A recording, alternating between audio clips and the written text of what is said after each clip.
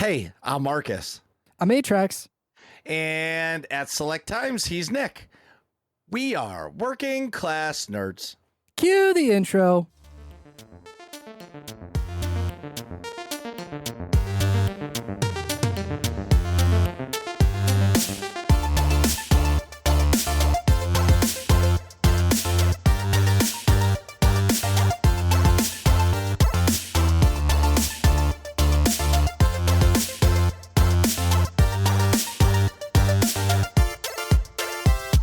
That's right, we are Working Class Nerds, the podcast that gives you no information about your favorite information.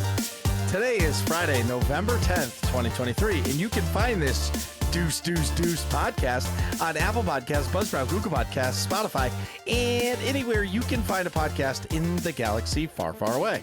You can also find every single Working Class Nerds episode on YouTube. Just search for the Working Class Nerds podcast or go to youtube.com/@workingclassnerds. Click on playlist, click on Working Class Nerds, and boom!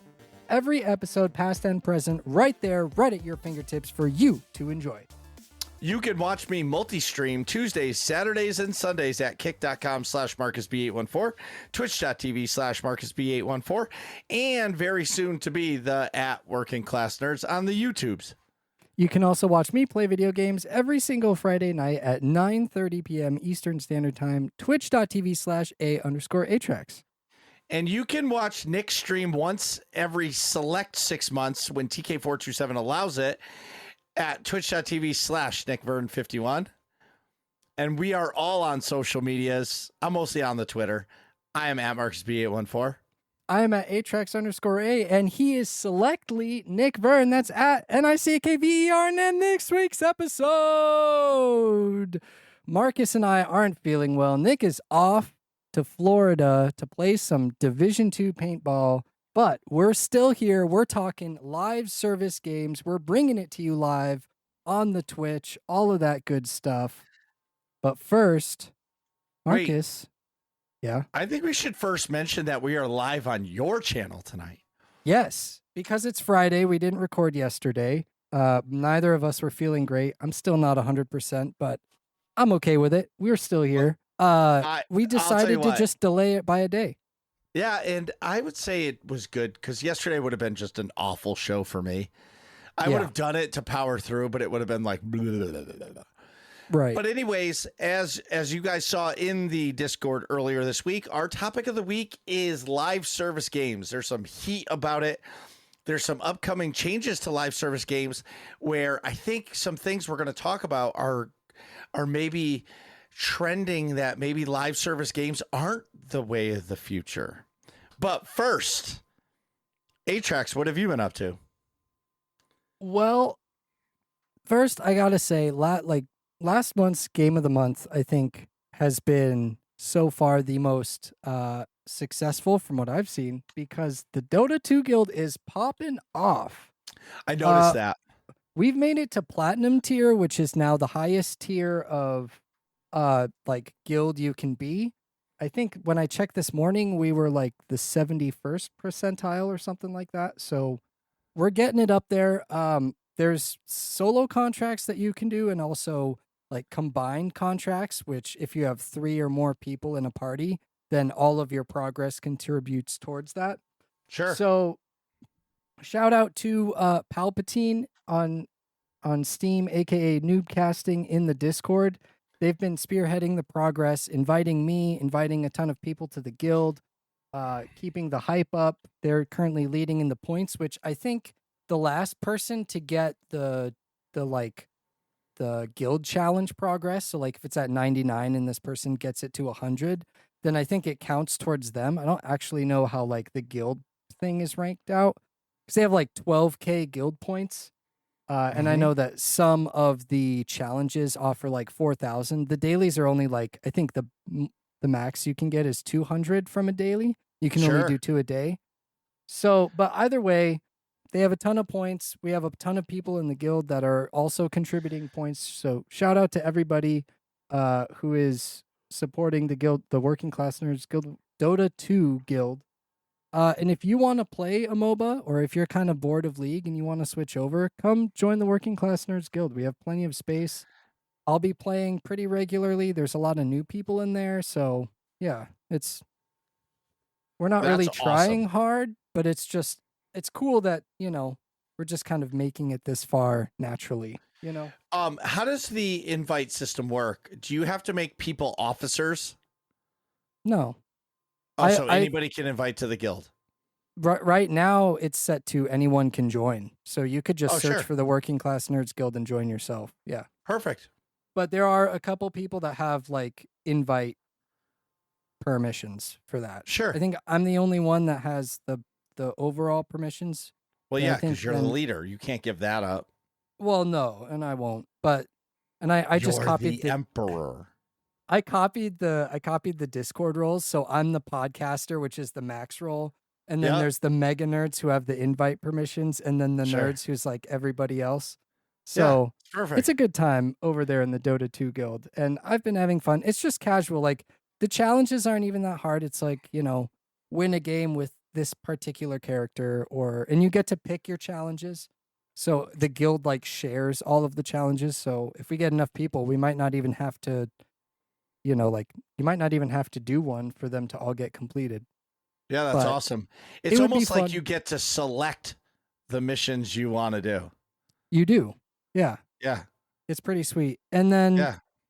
um you can also like you get rewards every week when your Hmm. guild is in a certain rank. So you get like you get in-game sprays and like emotes that you can use.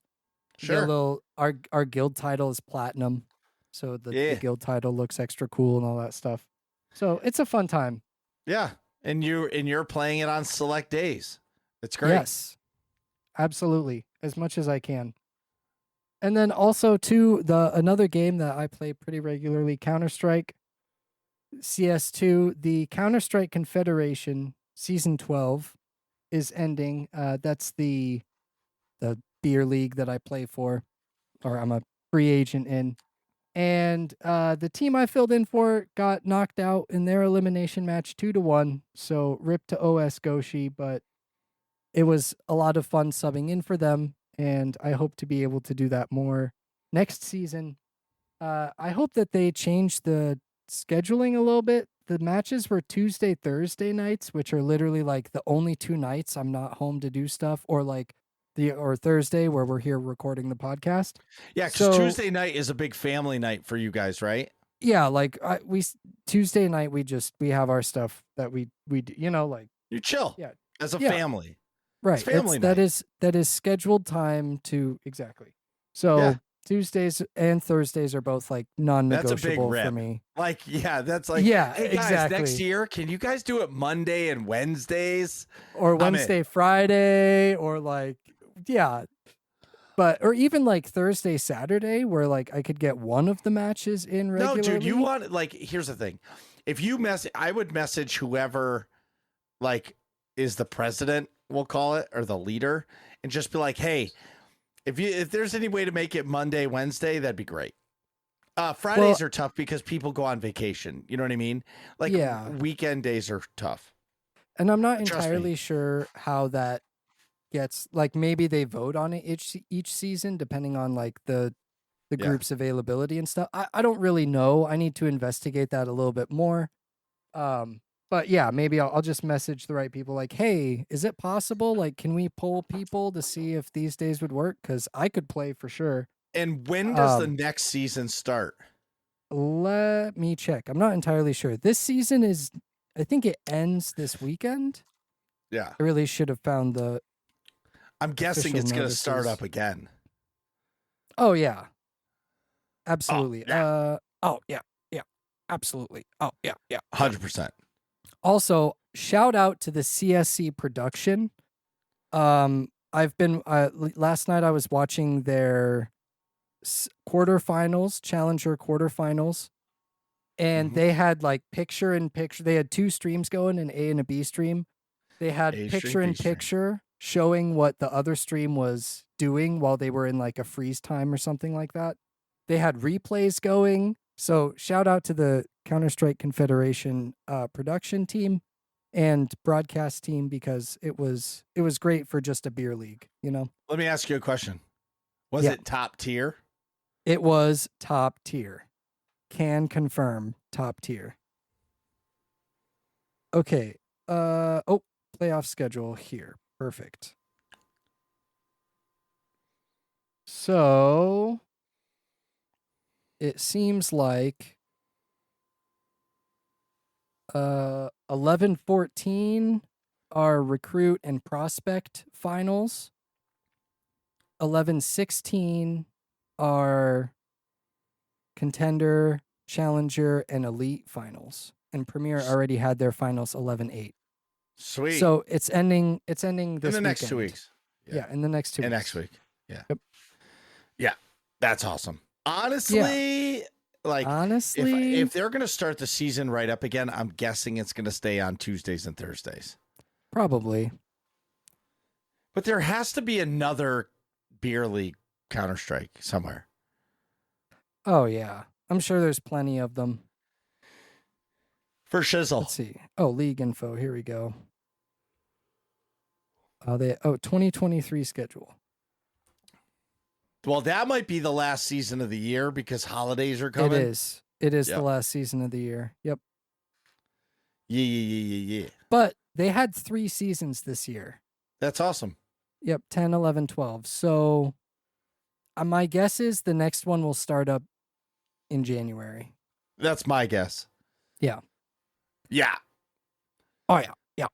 So shout out to the Counter-Strike Confederation. Been a lot of fun watching them, also participating. All of that good stuff.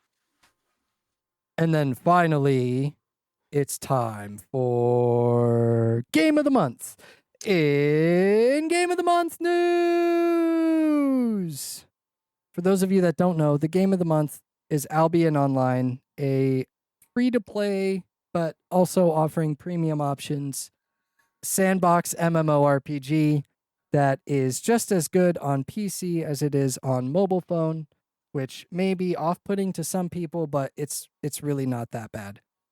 Right. Like it's, there are much worse games out there, honestly. Honestly, much worse MMOs out there. But yeah, it's been a fun time. The quest for getting the Working Class Nerds Guild started is a long and arduous journey, and I'm still on it. I have about 2 mil net worth in my inventory. So that's like materials, my gear, my mounts, all of that stuff, all of the different runes and things that you get for upgrading your gear, all of that cool stuff.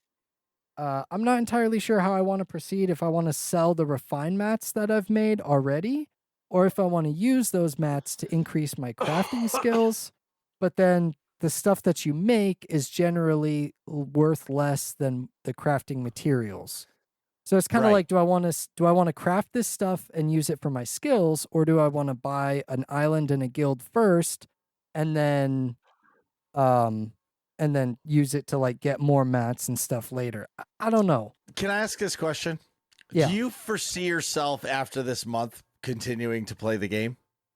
Casually, probably, yeah. Then I wouldn't make a guild. I'd focus on you and your individual goals for this. Like Dota 2, you like Dota 2. You created a That's guild true. and you continue to play it, right? And you guys have achieved something where this game is just like, you're like, yeah, it's fun. It's a good game. But I always say, after you're done with the month, do you see yourself logging in once a week? If you don't, then there's no point in a guild. Take all those materials and put it towards yourself. Yeah, that's You a don't good need point. a guild in every game. Or maybe AIE has. I wonder. Let's check. Does AIE have an Albion? No, AIE guild? does not have an Albion clan. But what AIE does is they have something called the Nomads channel, where everything that is not have its own category, that's where they talk about it. Right. And it's become like just like a base of, stuff. And it's actually pretty good. Okay. It seems like a few people have been talking about it. Sure. All right. So yeah, maybe that's just the direction I need to take it and scrap the Working Class Nerds Guild. But either way, it's a lot of fun. I haven't even touched the PvP yet. Yeah, like I'm not a PvPer. This game has been kind of described as like, oh, it's very PvP heavy. So maybe in the late game, I'll fall off a little bit. But I've been having so much fun running around collecting material. Like it reminds me of my RuneScape days, running around collecting the different tiers. And it's nice because they color code everything. So like you're running around, you can easily tell what's tier 2 versus tier 1 just by looking at it. Like all the tier 2 stuff is orange, all the tier 3 stuff is green, all the tier 4 stuff is blue. You know, like Can I all tell the you something? bushes. Yeah. Your top tier for me. Oh, thank you, Marcus. I'm almost at top tier for harvesting. You're top tier in my heart. And Nick Here is we top go. tier in my heart on select days. Mm-hmm. Nick is getting top tier hit in the face with wet paintballs. Oh yeah, all day. So Atrax, thank you so much for asking me what I've been up to. Let me Well- tell you something. Let me So tell you. I hadn't finished. I got to do this first, though. So if hearing all this makes you excited to play the game, come join me and play the game of the month, Albion Online. You can find it on Steam. You can find it on the iOS or the App Store. You can go to my chat and do !GOTM for game of the month and find a link there. All of that good stuff. Come talk about it in the Discord as well and support the game of the month. Marcus, how have you been doing? It's funny as you took a dramatic long pause and I thought you were done. And you were taking a sip of your pinkied up tea. And I was like, oh, I'm just going to insert myself here. So first thing I want to say is winter has arrived to the Northeast. And as you guys know, I fucking hate the winter. Like getting seriously. up before the sun. Yes, dude. Like, that's so depressing to me, man. And I get home and it's dark. So I leave in the dark and I drive home in the dark. It sucks ass. Okay. But then to make it worse. Okay. So right now it's 38 degrees. Okay. I have friends in Florida, which you know who you are. Discord messaged me the picture of America and show, oh, look at everybody has fall and we're still in the 80s. Fuck you, fucker. You know what I'm saying? And it's like, sucks to suck. Nick sent us a picture of people using umbrellas for the sun. I was like, what the hell? Oh, dude, it's wicked hot. The sun's wicked hot. It'll dehydrate you. Oh, for sure. I was just like, I have to use an umbrella for the rain. No?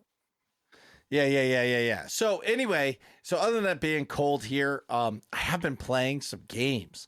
I have been a gamer. So I've got a little repertoire. I'm going to feel like a little bit of Atrax this week. So I've been playing Super Mario Wonder. I've been playing SWTOR. I've been playing Destiny 2. I've been playing Monster Jam, Steel Titans 2. I played Madden 22. I played Spider-Man Miles Morales.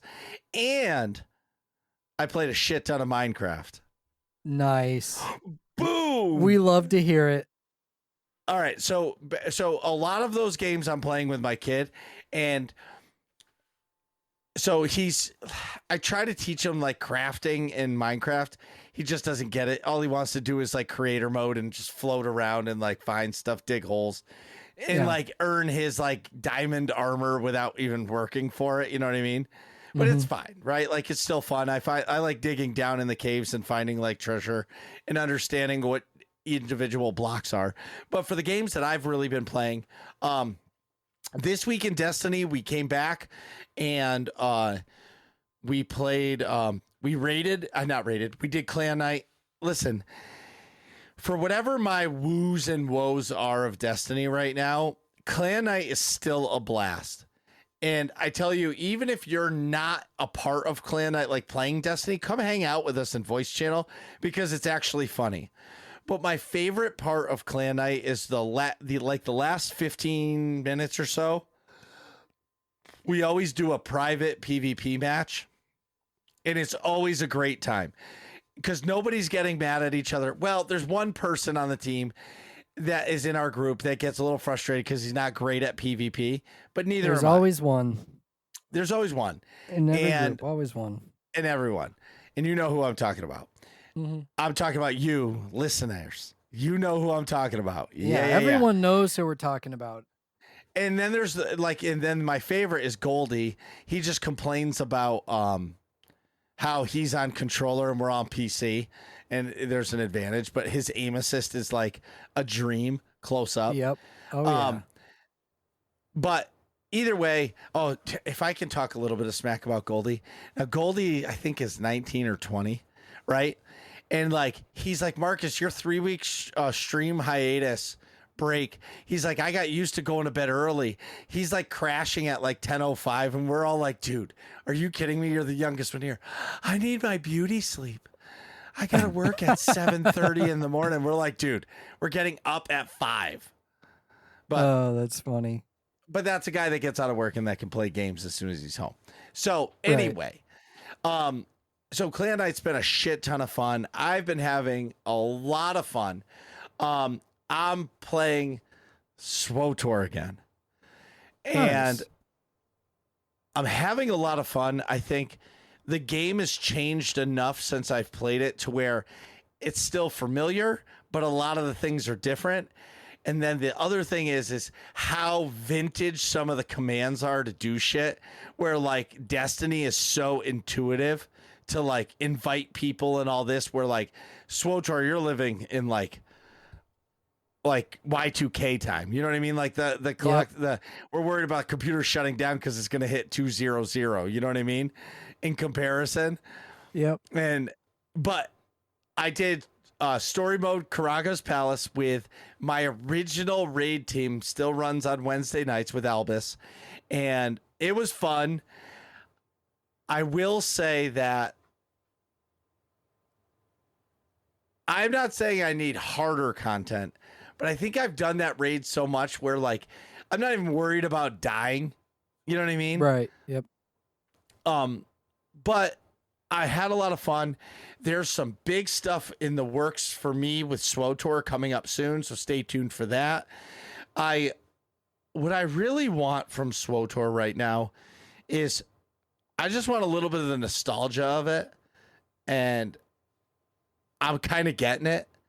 And as Destiny, and I'll get it, is like slowing down a little bit, it's allowing me to play other games like Counter-Strike, which we'll talk about that in a couple minutes, and other things. Like the Saturday night streaming of a different game has opened the door for me big time.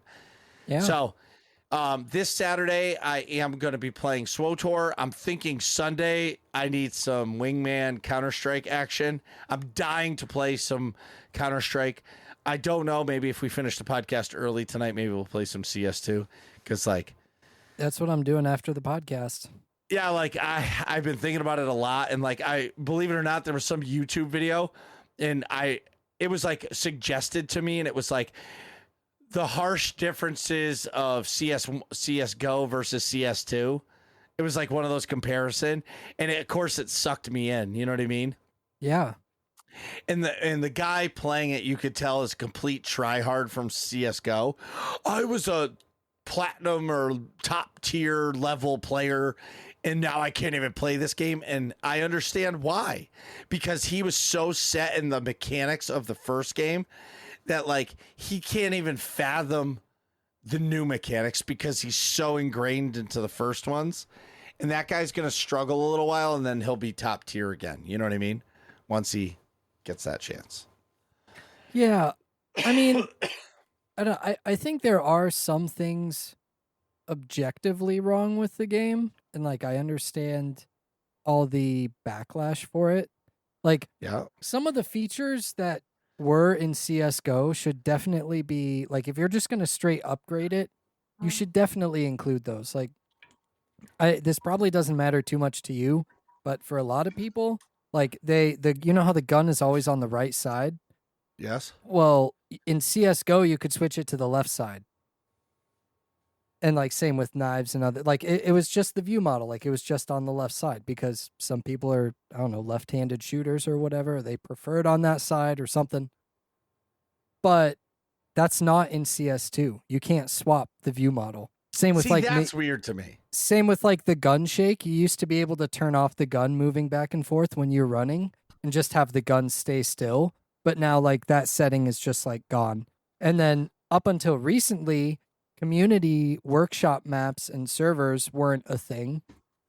So they finally brought it back. But like, so yeah, so it's kind of like a mix of both where it's like, I don't think the hate should be that bad, but also at the same time, there are some things that the game and Valve does need to fix. Like it's a little bit of both, I think. People need to chill out just a little bit, enjoy the game. Like, yeah, you're not going to be immediately insane in this game unless you're like Shroud or something. But Well, yeah, I don't but know.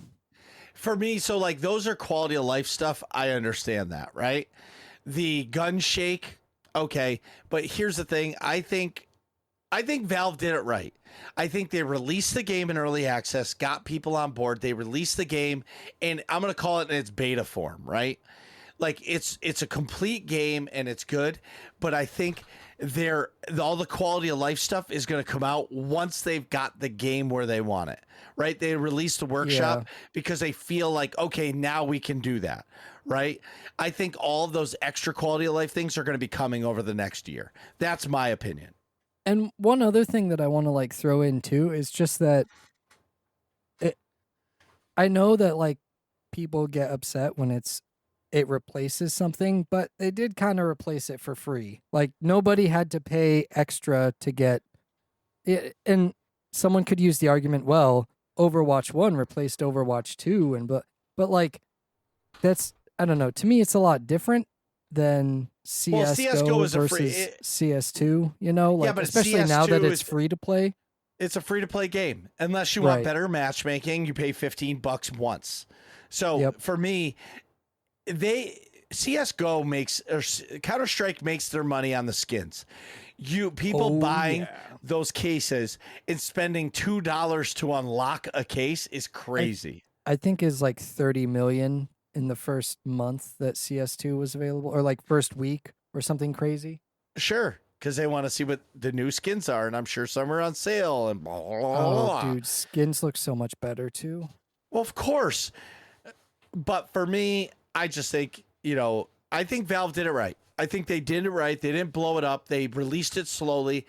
They worked out some bugs. Sure, is it perfect? No. Is it great? I think it's great. Well, and people argue, and it's brought the game to 2023. Well, and that's the thing. Like people argue, oh, well, the next major isn't until 2024, so the esports scene sucks right now. And it's like that's kind of true, but also be glad that the next major isn't until 2024. The Valve has plenty of time to fix the game before then. So, and bro, it's I'm sure November. It'll be fine. Listen, nobody wants to do a major in December, whether you celebrate holidays or not. People aren't doing that shit. It's like the they world only shuts do 2 down a year anyway. Right. Oh, well, whatever. Yeah. But either way, I think Counter-Strike, to me, Counter-Strike is easier for me to watch than League of Legends. Oh, for sure. Now that I've played CS:GO and CS2, when we go to PAX, I'm going to do that little like tournament thing. Oh, the little 1v1 challenge? Yes. That was fun. Hell yeah. Yeah, I'm man. going to do it even if I get smoked. Who cares? No, dude, we got until March to train you up in them 1v1s. Oh, bro, I'm going to train because dude, I take small goals, right? My first goal is I really, really, really want to win a wingman match. Like straight up win it.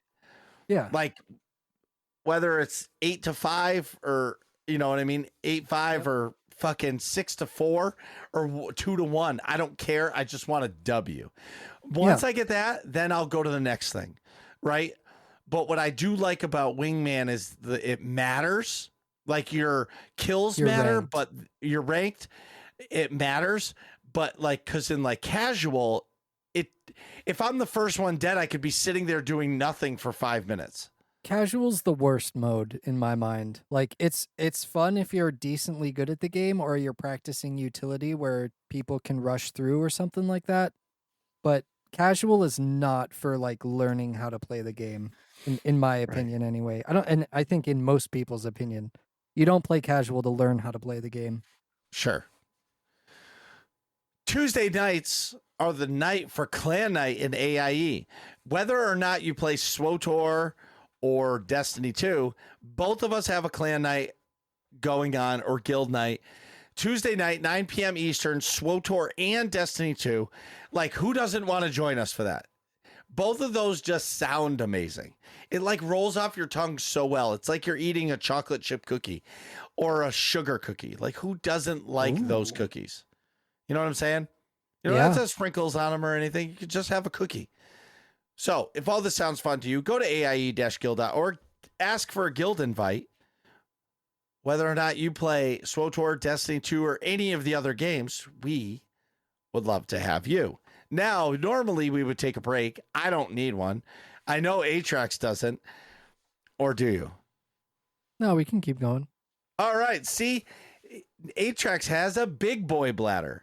So game news, we're going to do a little section called Game News today. First thing, BlizzCon happened last week. And let me tell you, I think the game is dumb. But if you're a World of Warcraft player, you have to be feeling pretty good right now. They just announced the next 5 years of content for you. And they're almost stealing some of Guild Wars 2 thunder with their expansion model. They're doing 3 expansions that are going to connect across the whole story. It's almost a mirror to what Guild Wars does. So clearly it works. It's called like Chaos Within or something like that, or the War Within. The War Within is the first expansion. So I watched Asmon's video on it, and it was actually, I'm actually kind of impressed. Their death mechanic sucks ass, and I'm not really into it. But if you're a WoW player, cheers. The other side of that, before you say anything, Atrax, to this, because I'm sure you have some stuff to say about it, is I feel like this is Microsoft doubling down. I feel like World of Warcraft is coming to Game Pass. They're going to figure out a way to put it on there. I feel like it's coming. You want that game to explode, you put it on Game Pass. You want it to, and here's the other thing. If anybody is going to make it go on console, it's going to be Microsoft. Can you imagine if they put WoW on Xbox? I don't know how they do that though, unless like you're plugging in your Xbox to your keyboard and mouse to your console. Because like WoW is way too many buttons. Like, dude, in Final Fantasy 14, you buttons. just have to hold. You may have to hold your left trigger and then hit your buttons, and then your left trigger and your right trigger and hit all your buttons, and then your bumpers and hit all the buttons. But you also have add-ons, which Final Fantasy, to my knowledge, does not have. No, they do not allow that. Yeah, so but WoW Final is Fantasy like, is a complete game. WoW lives on add-ons. Yep. Like playing WoW without add-ons. So I don't know. I don't know how they would do it. I could see them putting maybe like WoW Classic. Sure. Well, something. Xbox. Yeah, but why not? Like if they put anything, can you imagine if they put anything WoW on the Xbox? Well, yeah. Absolutely. Instantly. Or even just including a WoW sub with Game Pass for like an extra $10. But I'm even saying people like Goldie would play it. Like people would, that first year, there'd be millions of new players. Right. Brand new to the game, if they could figure that out. Anyway, so that was the WoW news. I'm going to do this one, and then Atrax can take over. So Wayfinder, we got some sad news. So the game that we've been talking about for a little bit now has fuck.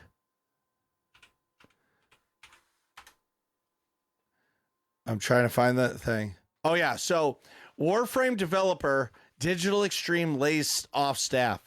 So Digital Extreme has essentially released all of their devs and stopped covering or publishing Wayfinder. So what is it? Arctic? Oh shit! What's the name of the Airship Syndicate? Airship Syndicate. Airship Syndicate. Yep. Well, there's a 300% XP buff live right now on Wayfinder. 9 hours ago. So basically, Airship now owns everything. Yes, but they said according to. Go ahead. Sorry. No. Airship Syndicate owns the Wayfinder IP, and we have no plans to stop developing the game now. We look forward to continuing to grow the game alongside our players as we take the next steps. So, pretty much, I think this is going to go into what happened with Bungie. I think live service games right now, there's so many of them. A lot of companies aren't making a lot of money. Right. And I don't know about you, but I'm a little sick and tired of paying for like every 3 months there's a new season for something. That doesn't get me excited to play. And Me you neither. mentioned, you know what I mean? But either way, we'll get more into that in a minute, but shout out to our Wayfinder friends. Keep your heads up. If there's anything we can do, we're here to help. Yeah. Absolutely. Now, there was a game that had a beta that came out. They did an alpha last year. People loved it. I missed it. This past month and a half ago or 2 months ago, they had their first crossplay beta, and I loved this game. Atrax? Oh yeah. The First Descendant, which is it felt very Destiny-ish to me. Yep. Like all the parts of Destiny that I enjoyed and the parts that It is basically Destiny minus some with, of the parts I like- didn't enjoy. Right. It was like Destiny mixed with a little bit of Anthem. Like the style of the suits reminded me a lot of Anthem.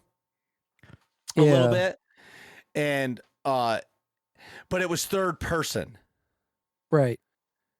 And so for me, being a first person shooter, it took a little bit of getting used to of the aiming. But that game, I can't wait. If with Bungie delaying the final shape, I wish that they were releasing this game right now. It's not even close to ready though, is the problem.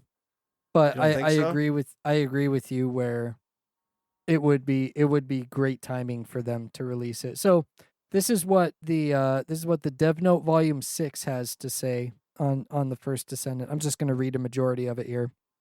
It says, "Greeting Descendants. The First Descendants producer Lee." Oh man, I'm not going to try to pronounce his last name. I'll butcher it hardcore. Anyway, Lee. First Descendant producer Lee. It's already been over a month since we ran the crossplay beta test of the First Descendant. The reason we haven't been able to share more news with you sooner is because we received so much feedback from our descendants who participated in this test. And quick whatever thing here. I'm going to insert that the First Descendant Discord is still popping off. People are posting in there every single day. It's crazy. With your incredible support and interest, we had a lot to consider in shaping the game for a better gaming experience. Our dev team has been having intense internal discussions every day. As a result, we were able to set some major directions in a broad framework on how we're going to develop the First Descendant. And now they're going to share with us. So basically, they mention in the first paragraph, the week-long crossplay was all regions, covering Steam, PlayStation 4 and 5, and the Xbox Series. There were almost 2 million people that played it, but North America showed the most interest in playtime. And this also surprised me that there was a 50-50 split in the player count between consoles and PC. Really? Yeah, at least that's what and I think they meant 50-50. They say 5-5 split in player count, but yeah, it's 5-5 is 10, 50-50, whatever. So just as many people roughly played PC and crossplay. Let's see here. So key feedback. There are many words of support, such as how they enjoyed the game and it improved. But there was just as much feedback about improvements, which justifiably.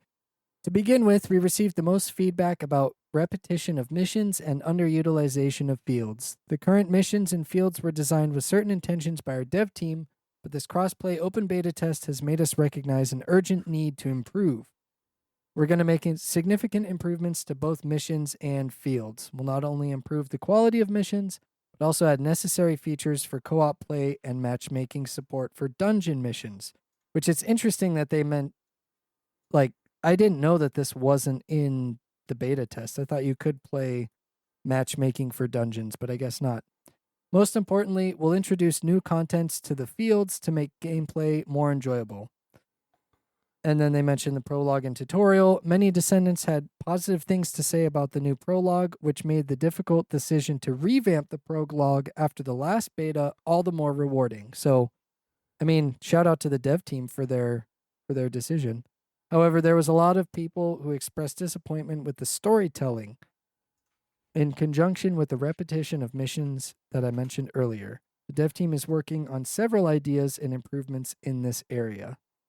Then they also mentioned the UI and the UX, and they just basically say that they've made multiple improvements, and they're going to make improvements to controls and visibility, add a loadout feature, which a lot of people requested at launch, and they're also improving gamepad controls for consoles and gamepad That's users. awesome. So, which, I mean, makes sense after seeing a 50-50 split.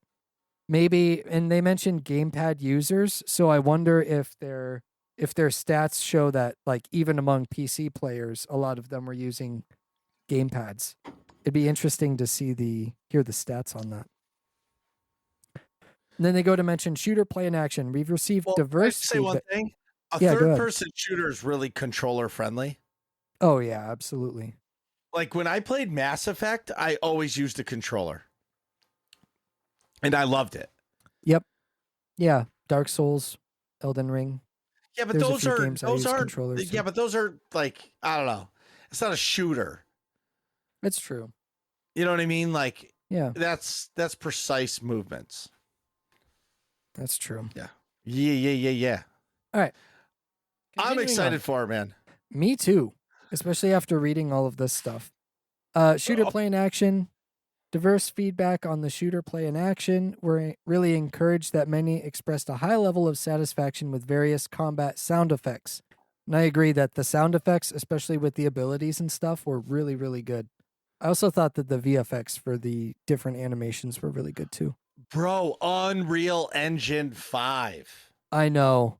It's so good. So good. Like so good.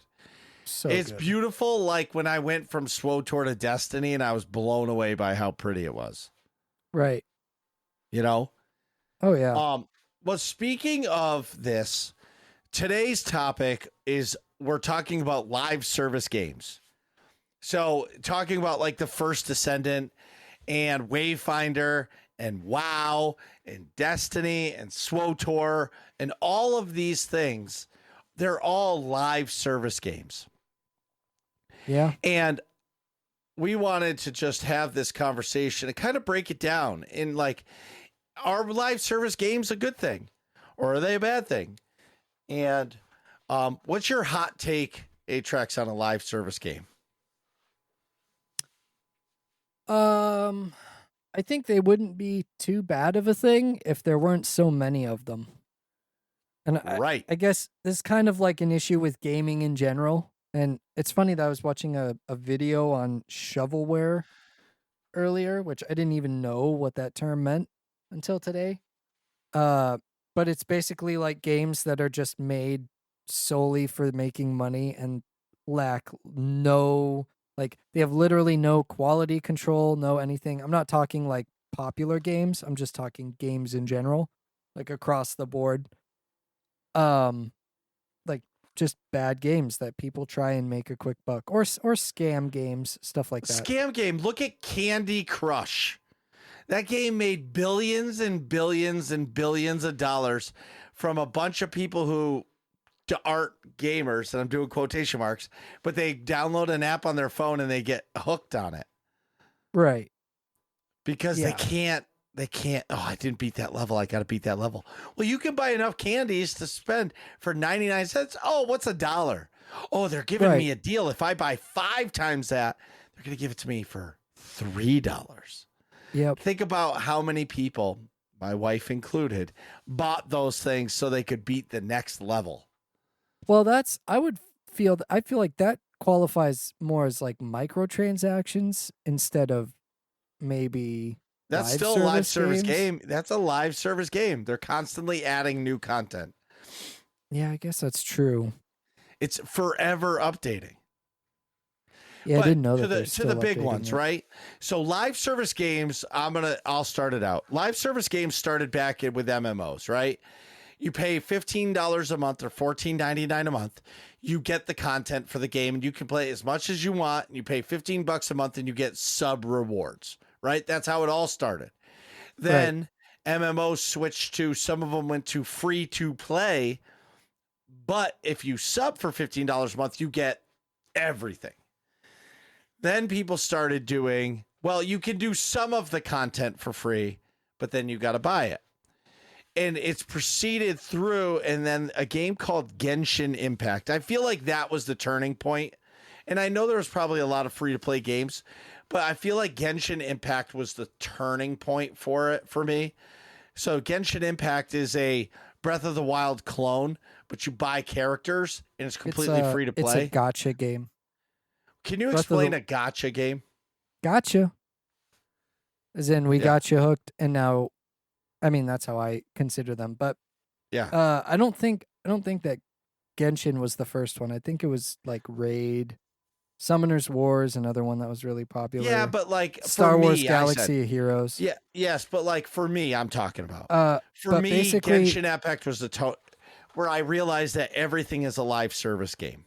So gotcha is specifically like a video game that implements the toy vending machine mechanic, the gotcha mechanic. Oh, I or see. I guess it was gachapon in Japan. Yeah, Japan. Okay. Similar to loot boxes, gotcha games entice players to spend in-game currency to receive a random in-game item. Most of them are free to play, which definitely, yeah, that's how they get you. Well, that's how they get you, and that's how it's okay to have all those microtransactions. But the other big one that changed the game for live service was Fortnite.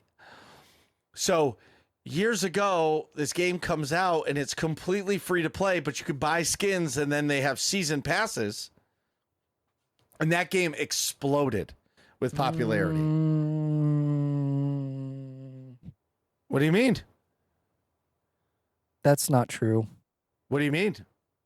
I mean, Fortnite was originally a zombie defense game that you. Yeah, but I pre-ordered it, by the way. Right, but that game was and they copied. So what they did, they just copied. They didn't start the battle royale craze. That was PUBG. They simply just hopped on the train. Right, but PUBG didn't take it to that live service level that was I think you're confusing live service with microtransactions. No, because what I was going to say, because you were going, is they implemented the seasons. So when Fortnite, they released those seasons where now you got to buy the battle pass and rank up to get your rewards. That's when things changed for me. And everything started to follow suit. Apex Legends, same shit. Call of Duty now, same shit. Yes. So Anywhere has their cosmetics that they're going to sell because that's their auction house, their Galactic Trade Network, their e-shop, whatever you want to call it, right? That's where they make their extra money. Hey, let's make a character look like Atrax and we're going to sell it for $9.99. You know what I mean? So according to a quick Google search, Valve was the one who invented the battle pass. Well, with Dota 2. Right, but it didn't blow up until Fortnite. Before Fortnite, most things didn't have seasons that I played. You got map packs. Call of Duty. Before Fortnite and the seasons took off, you got Call of Duty, whatever the year iteration, and then you got map pack 1, map pack 2, map pack 3. You never got new guns.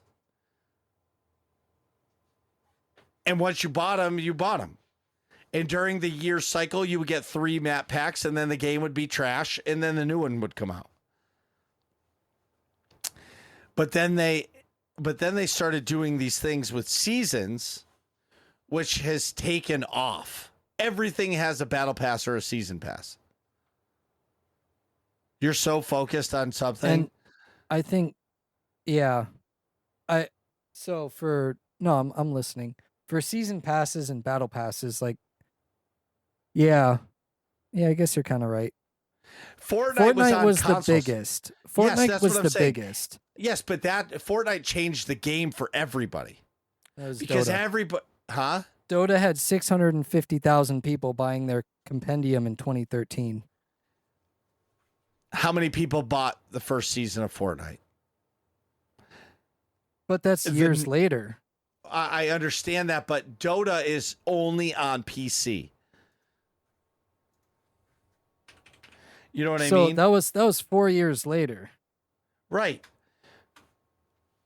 So whoever made Fortnite saw the money that Dota 2 was making, which nobody knew about. 650,000 players is nothing in comparison to what Fortnite has. Or other live service games. The season 2 battle pass lasted 69 days. Nice. Anyway, so the point I'm trying to make here is that people saw the success, in my opinion, 100% in my opinion, of Fortnite. Atrax can say Dota 2. I think Epic saw the success of Dota 2 and copied it. Well, But the point I'm trying to make is Fortnite, in my world, changed the way we play video games. Live service games exploded after that. Because even before, what year was Fortnite? The battle pass was end of 2017. Yeah, so that's around when Destiny 2 came out. And they were doing yearly expansions. Or Destiny 1. And it was yearly expansions. So anyway, go ahead. I was just going to say, like, so specifically with the battle pass, Fortnite, I guess, really skyrocketed it. Yes, that's like, my point. It was point. kind of like Dota 2 into Fortnite, because Dota 2 started it in 2013. Right. And then Fortnite picked it up 4 years later. Right. In 2017. And I don't know when Destiny 2 came out. I thought Destiny 1 was doing that before. No, they were doing yearly expansions seasons and stuff. But here's my question. I want to know how many players, it doesn't matter. The point I'm trying to make is after Fortnite did it and all these dev companies realized how much money there is to be made, they all started doing it. I mean, SWTOR has this galactic season now. You know what I mean? Yeah. And there's 2 tracks. You can do the free-to-play track or if you're a sub-track. So essentially you're not paying, quote-unquote, for the season pass, but you're paying monthly anyway. So it's a part of your sub, right? Call of Duty now has their seasons. And every season there's new guns that everybody wants to grind out. And skins. Yeah. You know what I mean? So there's seasons in CS2. You know what I mean? For their leagues. Well, that's different. But that's what I was going to say. Well, is that CS2 does operations. Right, but and they've been doing that for long before Fortnite. Right, but they don't charge for them. Yeah, they do. It's $10 for an operation pass. Oh, I didn't know that. Yep. And it's $10 for the viewer pass for majors and other stuff. Like, you can get coins, and they've been doing that long before Fortnite or other games too. Like, I think that was around Valve. Well, I mean, it was Valve, right? But you got to look past the PC, because most people don't play on a computer. Or back in 2014, 2015, people were on consoles. I think most people still play on consoles. In my opinion. But maybe I'm wrong. Probably. No, I don't know. I don't know anymore. I mean, I would say it's easy to say, yeah, that's like 4 consoles, 5 different console types, right? 2 different Xboxes, 2 different PlayStations, the Switch, Right. whatever other bootleg So I'm going to consoles look are at, out there. I'll talk about Wayfinder. So Wayfinder released in beta access or early access, and immediately they launched it with a season. And there's a crazy seasonal track that you have to go through to get rewards. Yeah. You know what I mean? So it's just become normal to have these seasons, and they constantly keep the content coming. And it's to keep people intrigued. Because of Twitch and streaming, I feel like seasons are almost needed. It's really hard to say because it's either you cater to the top 1% of players that are going to actually grind a season pass out like that, or you make it, or then you have to make it available to everybody. So right now, instead of grinding it out, you can just buy to complete your battle pass or your season pass or whatever. You can pay money to have it all done for you, right? So it's kind of it's mostly, and I've also noticed with these things like the season passes and battle passes, they're almost always all cosmetic items. Right. Like I don't know of many battle passes that actually offer you a game advantage. And the reason for that is because I mean that would be game breaking, right? Yeah. Like getting a huge advantage just because you played one season's battle pass maybe last season or whatever forever ago. I remember Nick was playing one of the Call of Duty seasons, and he said, I have to buy the season pass. I said, why? He goes, because I need this submachine gun or The assault intervention, rifle. Yeah, because it was nasty. Right. And just like, I'll say it like this, it was a pre-order item, right? So Bungie, when they did Witch Queen or Lightfall, if you pre-ordered the game, you got this exotic, and that exotic was nasty. Right. And if you didn't pre-order it, you didn't get it. So if you went into a PvP match and you're getting annihilated by this weapon, this Quicksilver Storm, and you don't have access to it because maybe you don't have the money, I feel like they're paying to win. And yes, you can suck less and play better, but if that gun has a better TTK by 0.01 second, that's an advantage. Yeah. Well, and if you can't get to it by you can't get it later by playing, then it's also in a way kind of an advantage. So they force you to play right then, right there to get the content. Like that's to me the bad side of live service games. Like I look at games like League and Dota and Counter-Strike where all of that, like the operation stuff, the skins, like that is all purely cosmetic and you don't have to. That's them trying to make money for the game. Right. And like even in a way, Fortnite, I think Fortnite definitely does it way too much. Like there's way too much in the store, but also at the same time, it's a free to play game and they update it regularly. And at least in my experience, the Fortnite Battle Pass doesn't offer you a game advantage or even threaten a game advantage. But people buy it to keep playing it. Right. And it brings us into the next thing. Do you feel as if live service games stop you from playing other games? Yes and no.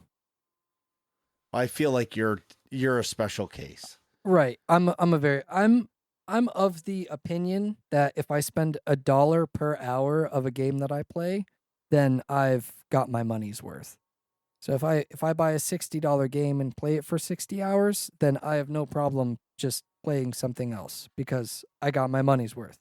If I spend 500 hours in an MMO and I spend $500, I don't really see that as a loss because I was entertained for 500 hours. You can't go to the movies for 500 hours and spend 500 bucks. You can't go to the bowling alley for 500. You know, like there's very few activities you can do for 500 hours and spend that much money. I agree. I guess my question was more of, let me give you an example. In the last 3 days, I've talked to 5 people. All of them have said that they've been playing Diablo 4's new season, Fortnite's new season, or the season, and they have not been able to play Baldur's Gate and Starfield because, and I said, well, why don't you just stop playing it? And they said, I can't because I want the rewards. Right. They And want the carrot. everybody can say they can say they have a choice, but really you feel like you're forced. And that's how I felt playing SWTOR forever, is if I play another game, I'm missing out on the game. That one chance to get something. And in a way, you kind of are, because with the season pass, you don't know, and it probably won't come back. So you have to play to get it right then. Yeah. Which, I mean, that's kind of the whole design of some live service games, right? Is to get you addicted, to spend more time in the game, to spend money on it. I don't know of a live service game that doesn't do it. Right. It's just a matter of when are you going to pay? Do you have to pay right away to play it? Or do you have to wait? You know, like with League, people probably aren't going to pay money for skins in a game that they're not having fun in. Right. Well, here's I'm going to give a comparison of Destiny. Destiny, the barrier of entry for Destiny seems okay because they're like, it's free to try, but it's actually awful. Because if you come into Destiny and you're like, hey, I want to do this raid. Oh, you can't do that raid. Why? Because you don't have Forsaken. Oh, the next one is, I'm going to do this. Oh, do you have the 30th anniversary edition? No. Oh, how much is it? It's $40. How much is this expansion from fucking 5 years ago? It's still $40. I saw a thing where if you buy every piece of content for Destiny 2 to be up to date, it's like $580. And there's no bundle pack. Yeah, I'm trying to figure out what the hell is in the Legacy collection. Oh, they did it. So the Legacy collection is all of the seasons. Okay. All of the expansions. Up to date. Okay. You know what I'm saying? So the Legacy collection is $60. And then the Final Shape, if you want all of it, which is probably not all of it, Final Shape plus annual pass is $100. So if you want all the current content in Destiny, you're paying at minimum $160 if you've never bought it before.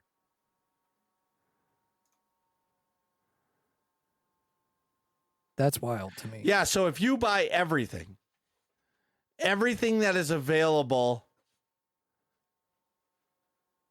what is on the Legacy collection?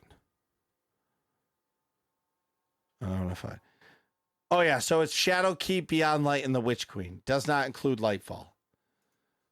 So, but if you bought everything that... Well, you can't.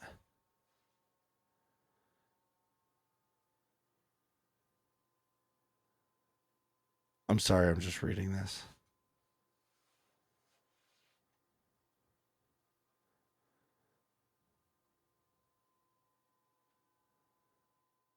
So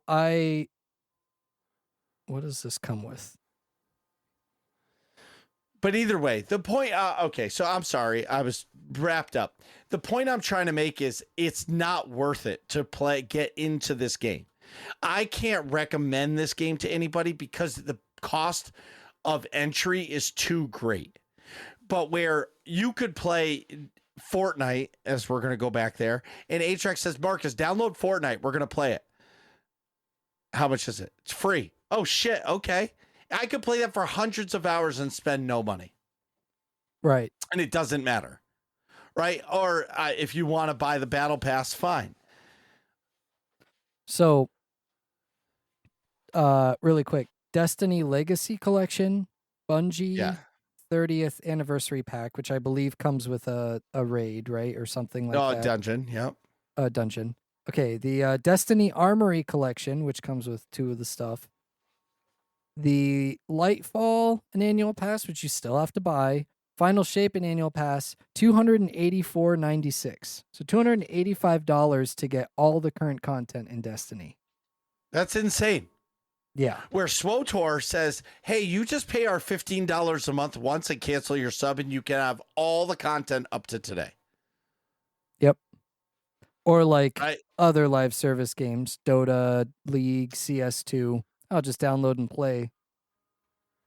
Yeah, Right. that's tough. So I found a website on thegamer.com, and it gave me the 12 most popular live service games. Number 12, Rocket League. That is a team-based car racing game, but you play soccer. It's 4v4. Okay. It's a lot Number of fun. 11, Genshin Impact. Number 10, Path of Exile. Now, Path of Exile is like Diablo, and that is season content. Every season, you create a new character for that season, and you grind out for that season. So you start at level 1 and have to grind through in those type of games. And then when that season's over, you either delete the character or you transfer it to your like regular character inventory. Yeah. Number 9 is League of Legends. No surprise. Even if you're there. not a MOBA fan, it's not hard to be at least aware of the ongoing impact of League of Legends on the general gaming sphere. Over the years, League has added hundreds of champions to take the game's diverse set of tense battle arenas, with more added on a continuous rolling basis during its popular ranked seasons. There's a reason the game has occurred over 180 million registered players, is a global esports phenomenon, and has inspired a bunch of high-quality spin-offs. Its longevity and continued relevance in gaming culture pretty much speaks for itself. I don't know what this game is. Honkai Star Rail, that's number 8. Honkai Star Rail is like it's made by the same people who made Genshin. I've actually played it. It's pretty decent. It's another gacha game, team building, fighting game. Well, there it is, number 8. Number 7, Sea of Thieves. I didn't know that Sea of Thieves does seasons. I just thought you bought the game and that was it. There's nothing else.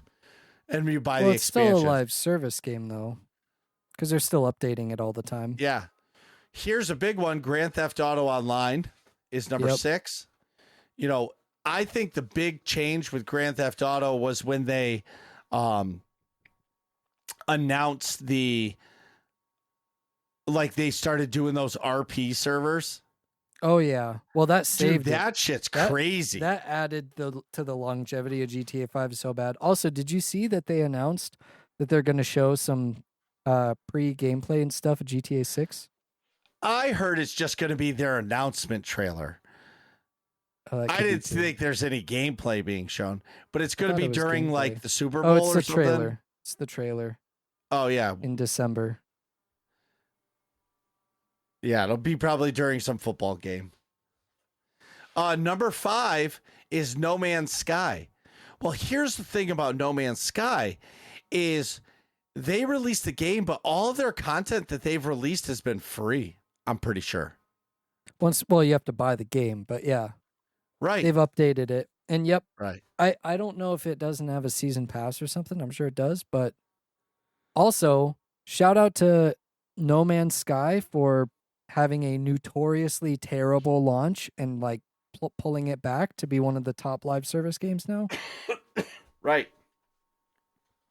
Number 4 is Final Fantasy 14.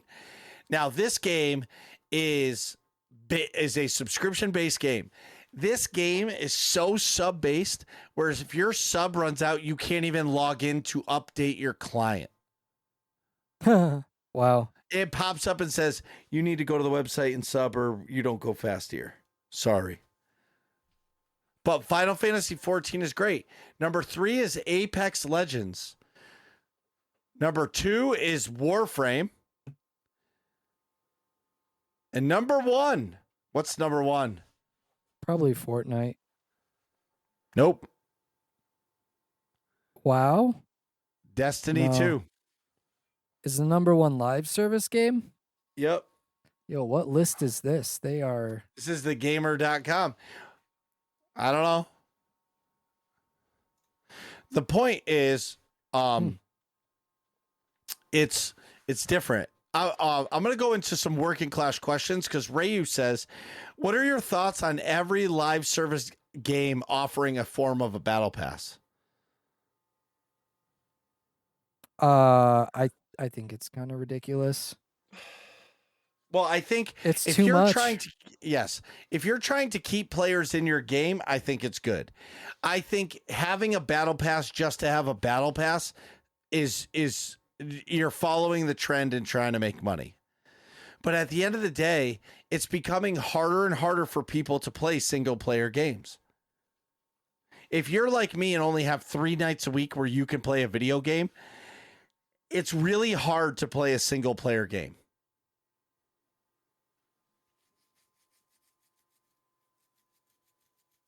Yeah, it's tough to say because like that's their goal, right? Of live service Right. games is to get Yeah. you to play all the time.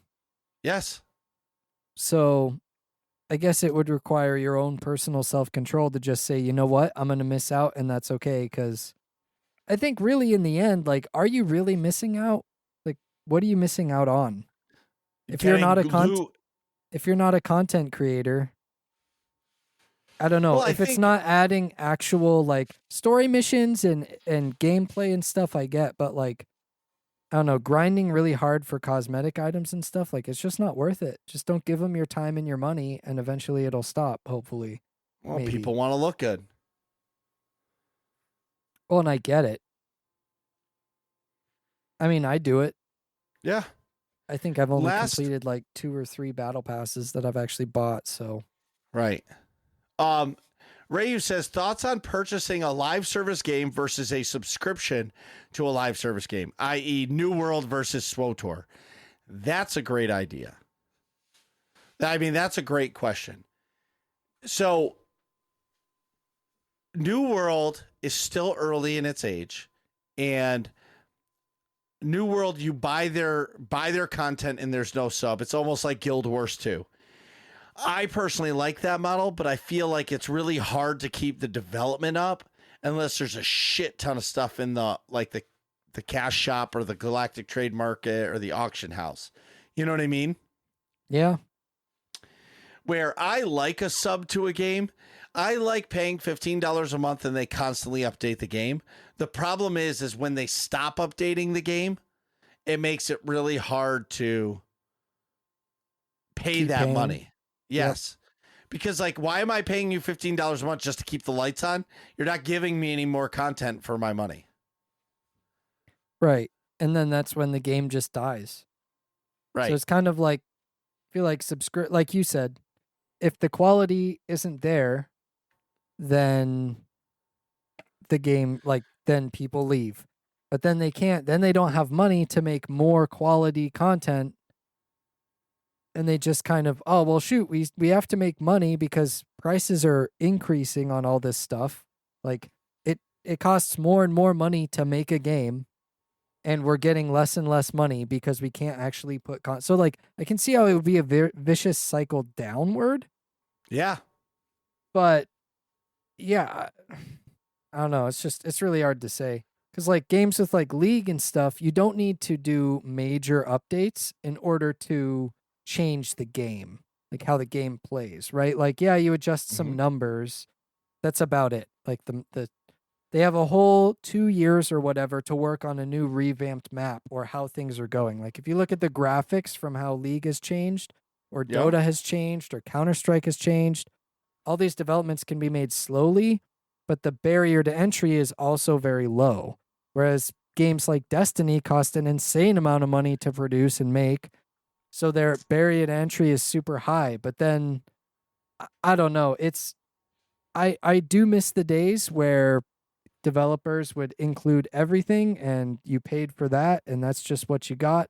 But also live service games are fun too. So like it's a tough balance where I almost want a little bit Right. of both. You know, like New World has you purchase it, but there's also cash shop. Guild Wars 2, you purchase it, but there's also a cash shop. I've played that game No, for 400 hours. Probably Yes. spent, I don't know, 500 on cosmetics Yeah. and expansions and stuff. So The hard one for me is like, I'm thinking, did you ever play Borderlands? oh yeah. So like that potentially could have been a live service game, but they didn't. They just kept it to DLC. Hey, here's the game, play it. You can play it co-op, you can do it multiplayer, you can do all that. And then Yep. a few months later, hey, first DLC pack. You know what I mean? Second With DLC extra, pack. and Ian, those DLC packs came with like you got your money's worth. You know, you spend Right. $20, or I think at the time they were even like 10, 15, Right. and you got like new areas, new missions, all that stuff. I'll be curious to see when like the Elden Ring DLC comes out, how popular that is. Oh yeah. Because they say less than a third of the people who buy games buy the DLC. Right. I'll be curious to see that. Yeah. So it's like there's good and bads to both.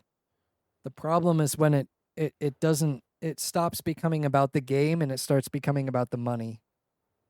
And your habit.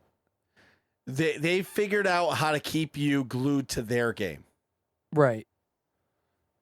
Because whether it's content creation or not, if you're a content creator, it's really hard to play a lot of games and grow a community, right? But Well, if you can't. Yeah. right, but if you're playing one game, New World, Destiny, SWTOR, WoW, ESO, you know what I mean, Counter-Strike, every day, all day, you can essentially play that one game in your community is guaranteed to grow. Yeah. You know, I don't know. I think we crushed these live service games. Did you talk about Goldie's question? Nope. Okay. You want to ask me about it? Goldie wants to know, for the final shape to be Forsaken level content, what do you think needs to be included?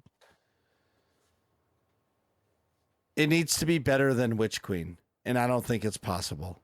I think that I think they're going to do everything in their power to make the story end well, but I don't think like here's their problem is typical corporate business. They lay off a bunch of people and then they're delaying a game. What they should have come out and said, and I know they're not here to report to us, but really they are. They should have come out and said, "Hey, today we laid off 8% of our workforce. ...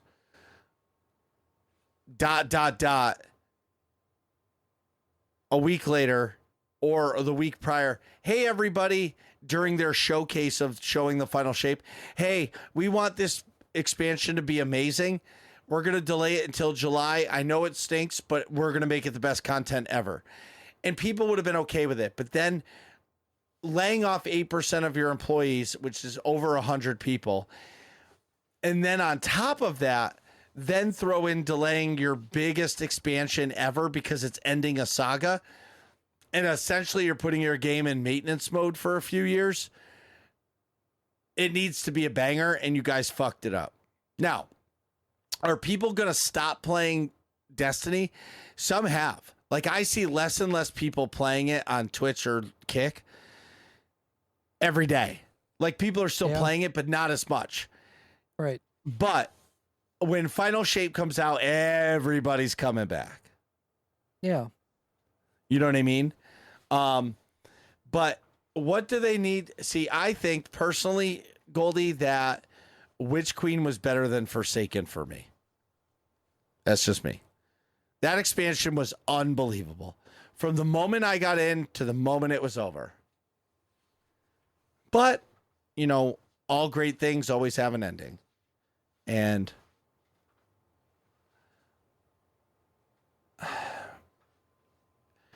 the people who aren't going to go back to Destiny, it's fine because there's going to be thousands and millions of people that go to see the end. But I know a lot of people personally that have deleted Destiny off their computers. Yep. They're just done with it. Right. Because they're like, it's not for me anymore. Just takes too much time, costs too much money. I think WoW is also getting to that point for people where, like, because retail WoW is, I've been watching a lot of videos and stuff on, like, it's so complicated, and Asmon's been talking about this a lot lately too. Like, the barrier to entry for WoW, for like some of the content, like doing a raid, like just doing a raid, not like just trying to find a group for a raid. Sure. they're going to ask you, do you have this add-on? Do you have that add-on? How many? Oh, you haven't done the raid before? Oh, well, we're not even going to take you, even though we're looking for group chat, whatever. And we're saying beginners welcome. You know, we don't want you because you've actually never played the raid before, but we want beginners. Right. You know, so it's like, I don't know, all of that barrier to entry is tough, and I think it's the same way with Destiny, and that's going to be an issue with live service. Game. Well, and it's going to be an issue with live service games in it. Well, WoW is 20 years, but yeah, like that's the issue with live service games too. Is the longer that they go on, the more the top and the bottom separate, and there's less people in the middle.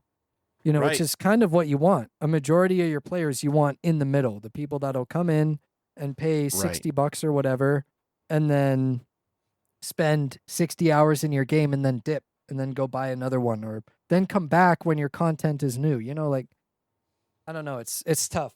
It's tough out there. What are you guys talking about in here? Find out next episode of Working Class Nerds.